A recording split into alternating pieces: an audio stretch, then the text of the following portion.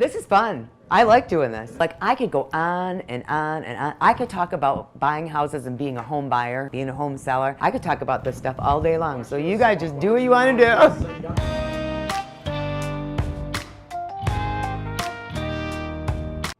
We have a lot of buyers, a lot of consumers out there that are very educated on the internet, let's say, and how to find homes out there, and they search all the different sites and all of that type of thing.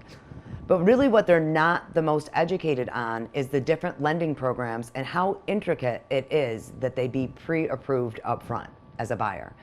That plays a heavy role in negotiation and getting acceptance on contracts and that type of thing. So it's really critical that as a home buyer or as a home shopper that you're the best shopper you possibly can be.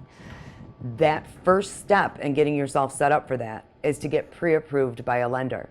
Now, you can give us a call, let us, talk about your scenario, your situation, and we can recommend different lenders in the area that might have programs that are the most ideal for you. Or you can contact the bank that you're used to working with and tell them your scenario, and they'll tell you what programs they offer. Different banks offer different programs.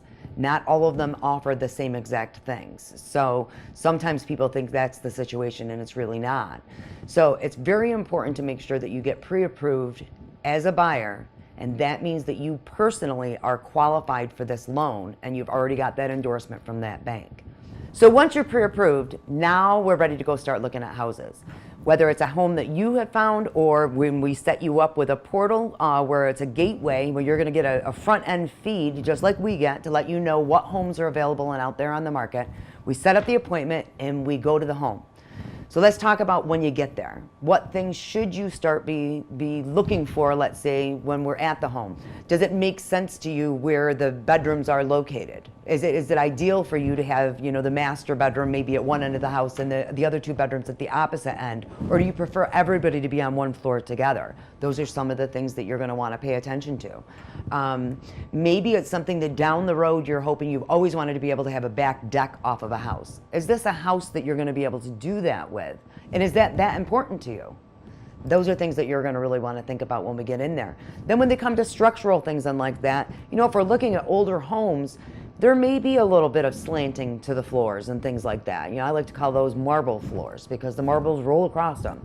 But is it really a structural thing, or is it really just part of the aesthetic of the home because it's an older home and like that? So you need to be able to envision yourself, your family in that home as you're there. And again, not just observe it. You don't want to observe it and think that it's great for the people that are living there now.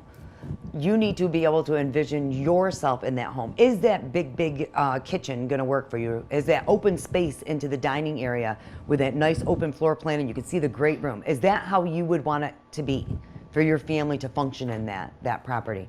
Or maybe we're one where things are a little bit more boxy.